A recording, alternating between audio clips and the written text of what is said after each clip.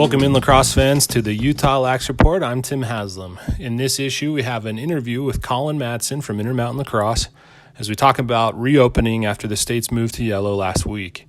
We also share news and updates from local media, including the Herald Journal, writing about the Cache Valley Girls programs, the Park Record profiling Park City midfielder Brady Bauman, the Daily Universe writing about a couple of sisters on the BYU women's team, and Inside Lacrosse publishing an article about the geography of men's Division I lacrosse, which is pretty interesting.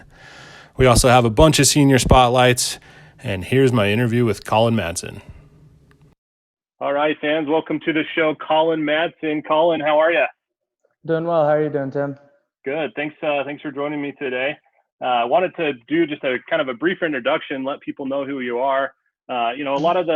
A lot of the people in the state who are in the lacrosse community, we all kind of know each other, but just talk about, where did you play high school lacrosse?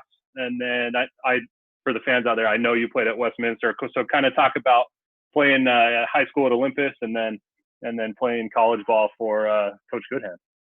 Yeah.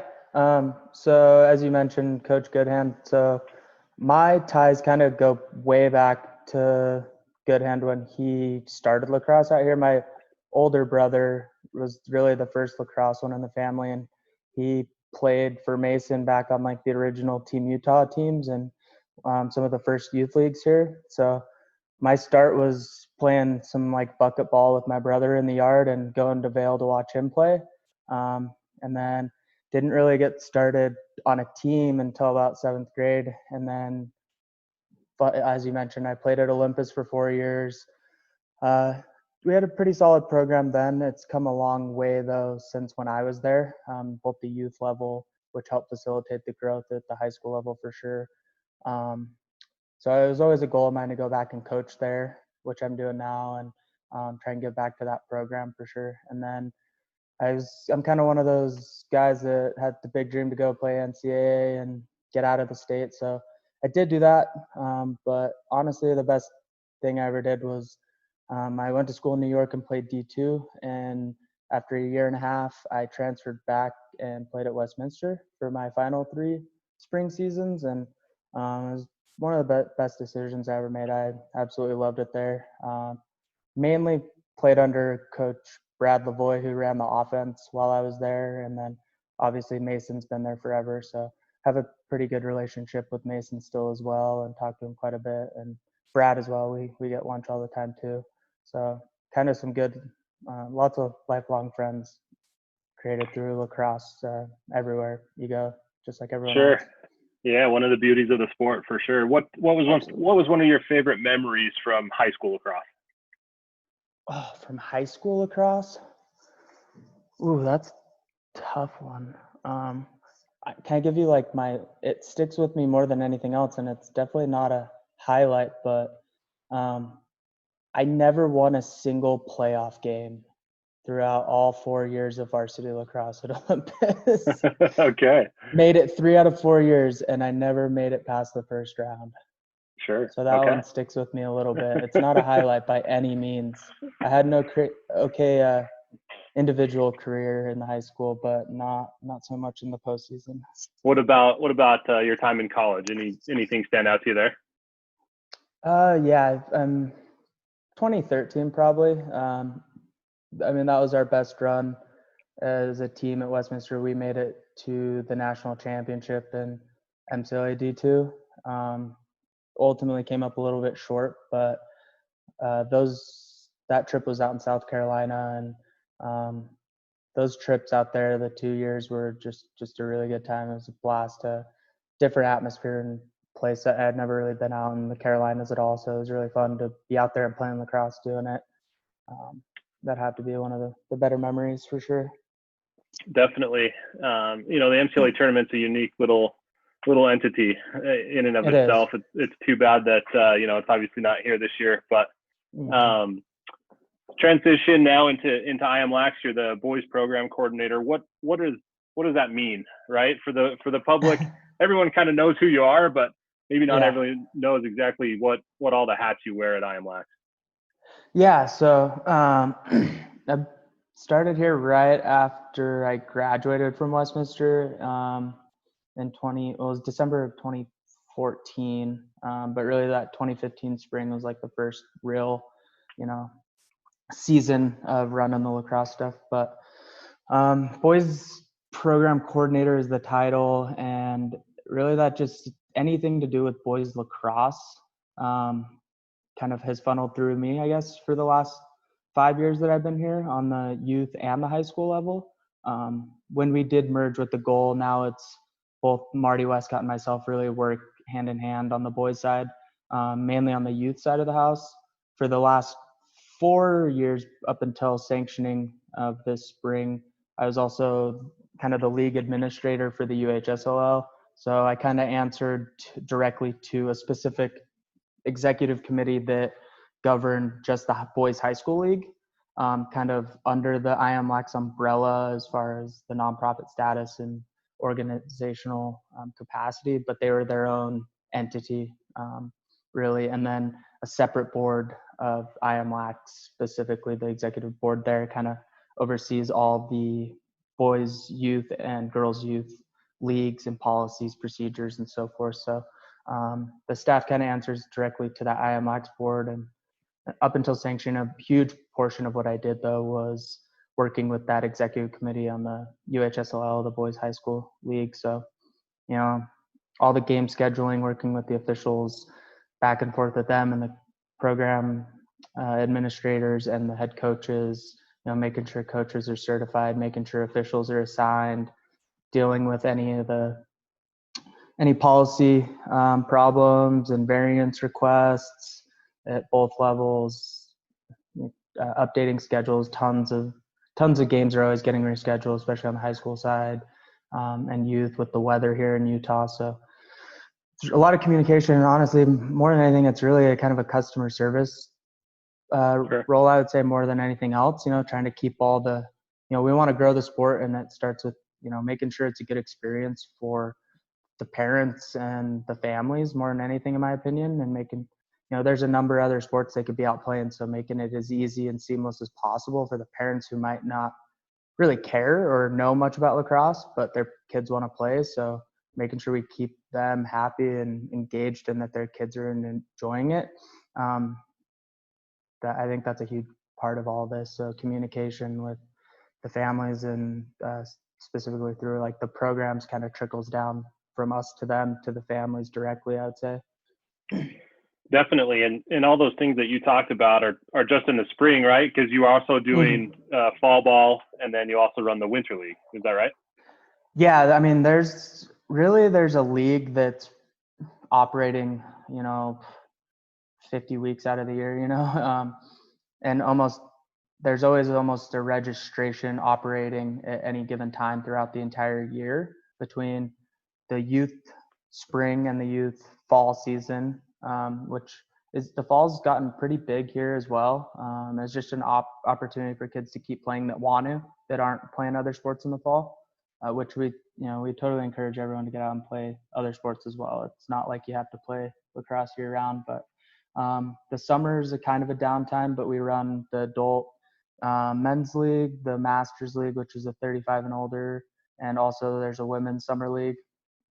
I don't do the women's side much, and then you've got Ski Town in the summer as well, which is generally in June, a little postponed this year for obvious reasons. We have the high school summer league that picks up right where fall ball ends and runs right to the new year, and then you pick right up into spring, right as you get back from the new year break, basically, and then kind of start the process all over again. Spring goes right into the summer league in Ski Town, and by the time that ends, you're starting up registration for fall. It's just kind of how it goes. Yeah. No, I don't know if many people realize that there is a pretty healthy high school winter league. I remember playing back in the early 2000s when it was a bubble. I remember going to the bubble with my brother.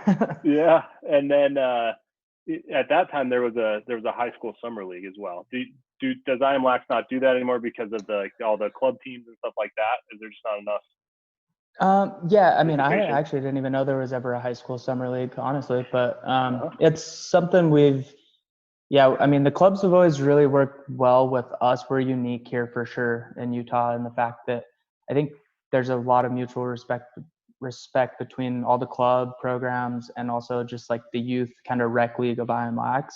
So they kind of understand spring, is your high school and your kind of rec program county teams, and then when summer comes, we kind of respect that that's club time, and those that want to continue and pursue that higher level of lacrosse and tournament lacrosse and traveling around the country. That's kind of the summer and early fall.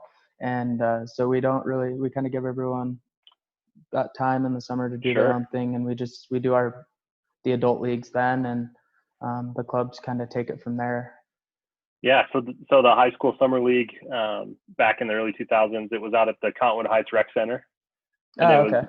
Yeah, it's very much like Winter League, where you were assigned a team, and there was always a barbecue after, so you could grab a hot dog or a hamburger on your way out, and pretty fun. But like you mentioned earlier in the podcast, there was only one travel team, Team Utah, and so it didn't really it didn't really conflict. It's true. Yeah, even when I was growing up, I mean, right when I was finishing school, there was Team Utah, and then Utah Select was around for a little stint right as I was ending high school career. And then when I came back and started at IMLAX, I couldn't even believe it. There were, clubs all over the place. And I was like, wow, I mean, things have just changed so drastically over the 4 years. Yeah. And you mentioned Ski Town, like you said, that's usually in June. It has been rescheduled to August 7th and August 8th. Always a great tournament. Always enjoy going up to those games. Let's transition real quick just to sort of, Utah has entered what, the yellow phase of COVID-19 recovery. Most, only Salt Lake City is still in orange, and West Valley and Magna. So how does moving to yellow affect IMLAX and the youth league and the IMLAX high school league? Yeah. So it's obviously a big positive step for us and really everyone, as far as just trying to get back to some sort of normalcy, and things opening back up a little bit, but also still trying to maintain some responsibility and make sure that we're doing everything the right way. So it's still plenty of hurdles and whatnot that we got to think through and figure out moving forward. But our message and our objective has kind of remained the same throughout. It has been a little bit of a wait and see, really, just like anything, but since the start of this, we've really held out hope that we'll be able to provide some sort of lacrosse experience for everyone in the state moving forward. And moving to yellow has really kind of shed a lot of light on being able to actually do that, and try and provide some game formats and an actual season for both the youth and, as you mentioned, that high school league of the non-sanctioned teams as well. So we heard the news just like everyone else, last Friday, right? Thursday, Friday, of moving to yellow. And so since then, it's just been kind of all right, awesome. Let's get back at it. What do we need to figure out? How do we make this thing work and keep everyone safe and provide lacrosse back to everyone that wants to play? So that's what we're working on. And there's a board meeting actually tonight to really hash out and confirm a lot of those details and policies, protocols for what a season will look like, hopefully starting up pretty soon here. Yeah, and I imagine some of the hurdles you're looking at is, probably field space. Does a facility want even people at their facility? I mean, I'm sure revenue-wise they would, but they also don't want to be in the news. What other hurdles are you looking at or thinking about? I mean, that's a big one for sure. There's been a lot more optimism as far as like people actually allowing reservations to happen and take place, both at the individual school districts allowing for people to start reserving fields again and using them. So that's huge, and some of the bigger facilities as well. That said, one of the best facilities out there that we use a lot for lacrosse is the regional athletic complex, but they do fall within the Salt Lake City limits. So they're still in orange for now, and that's holding things up a little bit. But there's still a ton of uncertainty on what's available, and also as this pushes further and further into summer, we're also now struggling with other sports and kind of fighting for those field resources with soccer and we can't football hopefully starting up normally in August as well. So there's a lot of limitations with other sports and everyone trying to kind of do the same thing. So that's tough. And probably the other thing is just, there's a million different perspectives on this whole situation out there. So, we've got to figure out what overall numbers and teams are going to look like now once we kind of put out our plan, how many people really, that they've got other conflicts maybe now that things are opening up. There's other sports and activities that they might already be signed up and looking to pursue. And lacrosse technically would have ended, this week. Our normal season would have been over right now if all things went to plan. So that's another thing we've got to figure out and see where we go from there. Sure. Yeah, it's just a matter of finding out who's still interested, right? Yeah. You might have seniors who have graduated and they love lacrosse, but maybe they're on to different chapters of their lives and all exactly. that good stuff. Exactly. And you'll have we mentioned earlier that the goal is to have something out this week so that plans can move forward. Is that right? Yeah. As soon as we possibly can. Hopefully by tomorrow, I think the latest Wednesday, there should be a lot of information coming out from IMLAX on what to expect moving forward with the season for both high school and the youth stuff from now and into July-ish area. Sure. As I mentioned, I think going much beyond that for either youth, high school, whatever, you run into a lot of things with schools starting back up, football, other sports activities. So it's a pretty finite window, I think, that we can operate in at this point. Sure. Okay. Well, that's all the questions I had. Anything else you want to talk about?